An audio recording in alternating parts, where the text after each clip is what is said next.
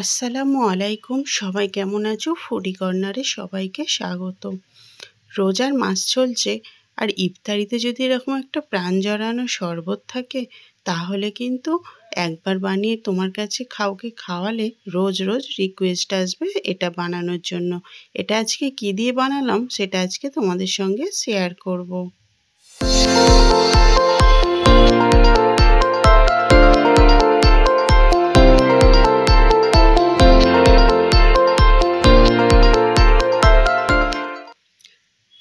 এই আম পান্না শরবতটা আমি দেখো এই প্রাবুজির আম পান্না এরকম একটা তোমরা নিয়ে নিয়েছি। তোমরা কিন্তু একটা অন্য কিছু কোম্পানিরও কিনতে পারো। সঙ্গে নিয়ে নিয়েছি চাট মশলা, আর নিয়ে নিয়েছি বিট লবণ, লাগবে একটা পাতিলেবু, আর লাগবে কিছুটা আইস কিউব। বানানো কিন্তু খুবই সোজা, যে কেউ বানিয়ে ফেলতে পারবে এই শরবতটি। প্রথমে পাতিলেবুটাকে আমি এইভাবে কেটে নিয়েছি, আর 3টে কাঁচের গ্লাস নিয়েছি, যে যার মতো পছন্দ মতো এটা নিয়ে নেবে। আর এর মধ্যে আমি প্রতিটা গ্লাসে 2 থেকে 3 চামচের মতো আম পান্নার মিশ্রণটা দিয়ে দেবো। 2 থেকে 3 চামচ কিন্তু প্রত্যেক গ্লাসে দিতে হবে। আর আমি আজকে এটা চিনি ছাড়াই বানাবো। তোমরা যদি মিষ্টি খেতে পছন্দ করো তাহলে কিন্তু চিনিটা অবশ্যই দেবে।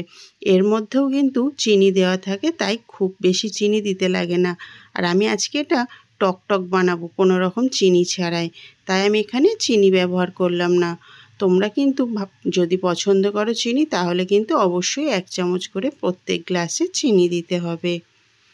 দেখো 3টে গ্লাসই আমি ঢেলে নিয়েছি।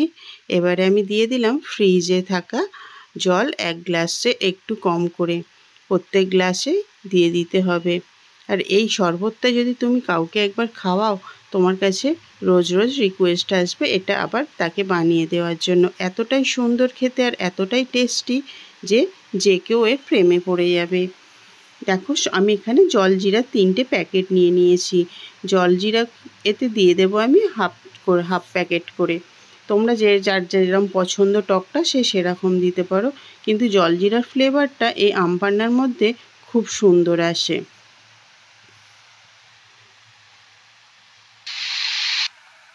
পাতিলেবুটাকে 3টে গ্লাসের মধ্যে চিপে দেবো রস বার করে, 1/2 চামচ করে কিন্তু দিতে হবে। যেহেতু আম পান্নাটা একটু টক তাই অনেক কিন্তু দিতে লাগবে না, একটু একটু দিলেই ফ্লেভারটা খুব সুন্দর চলে আসে। তাই প্রত্যেক দিন তো লস্যি খাওয়া হয়, একদিন যদি এরকম একবার বানিয়ে খাও তাহলে কিন্তু ভালো লাগবে নিজেরও, আর অন্যকে খাওয়াতেও ভালো লাগবে। দেখো বিট লবণ দিয়ে দিচ্ছি পরিমাণ মতো। খুব বেশি সময় লাগে না, খুব কম সময়ে কম খরচে সুন্দর একটা ড্রিঙ্ক রেডি হয়ে যায়। চাট মশলাটাও দিয়ে দিলাম পরিমাণ মতো, যেহেতু জলজিরা দিয়েছি তাই চাট মশলাগুলো একটু কম করে এর মধ্যে দিয়ে দিলাম। আমি কিন্তু এখানে চিনি ব্যবহার করিনি বন্ধুরা, আগেও বললাম, তোমরা পারলে কিন্তু চিনিটা অবশ্যই দিয়ে নেবে। চামচের সাহায্যে এরকম সুন্দরভাবে একবার গুলিয়ে নিতে হবে, যাতে ওগুলো সুন্দরভাবে পানির সঙ্গে মিশে যায়। ব্যাস, ড্রিঙ্ক কিন্তু মোটামুটি রেডি, আর বেশি কিছু এর মধ্যে দিতে লাগে না। আর প্রত্যেকটাইতে আমি 3টে থেকে 4টে আইস কিউব দিয়ে দেব। এরকম ড্রিঙ্ক কিন্তু তোমরা অবশ্যই একবার ইফতারে বানিয়ে খেতে পারো। এতটাই সুন্দর আর এতটাই প্রাণ জোড়ানো একটা ড্রিঙ্ক যে খেলে কিন্তু মন প্রাণ দুটোই ঠান্ডা হয়ে যাবে। তোমরা কেমন লাগলো বন্ধু ভিডিওটা আজকে জানিও আমাকে অবশ্যই কমেন্ট বক্সে। আর তোমরা যদি এরকম নতুন ভিডিও পেতে চাও তাহলে কিন্তু চ্যানেলটিকে সাবস্ক্রাইব করে নিও। আর তোমরা যদি না সাবস্ক্রাইব করো, যদি না কমেন্ট করো, তাহলে কিন্তু আমার ভিডিও বানানোর আগ্রহটা কমে যাবে। ডেকোরেশনের জন্য আমি লেবুকে এইভাবে দিয়ে একটা সুন্দর ডেকোরেশন করে দিলাম।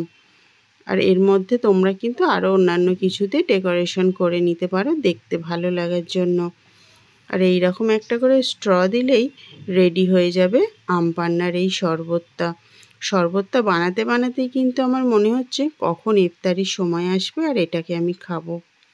তো বন্ধুরা ভিডিওটা কেমন লাগলো তোমরা কিন্তু অবশ্যই জানিও। আর তোমরা বাড়িতে এরকম একটা আম পান্নার শরবত বানিয়ে অবশ্যই একবার খেয়ে দেখতে পারো। আর এই আম পান্নার শরবত, এই আম পান্নার যে লিকুইডটা, এটা কিন্তু প্রত্যেক দোকানেই তোমরা তোমাদের যদি আরও নতুন নতুন এরকম রেসিপি বানাতে বলো তাহলে কিন্তু আমি অবশ্যই তোমাদের সঙ্গে বানিয়ে ট্রাই করব। কিন্তু আমাকে কমেন্ট বক্সে অবশ্যই জানিও। আর তোমরা কিন্তু চ্যানেলটিকে সাবস্ক্রাইব করে আমার বন্ধু হয়ে যাওয়ার আমন্ত্রণ জানালাম। আল্লাহ হাফেজ।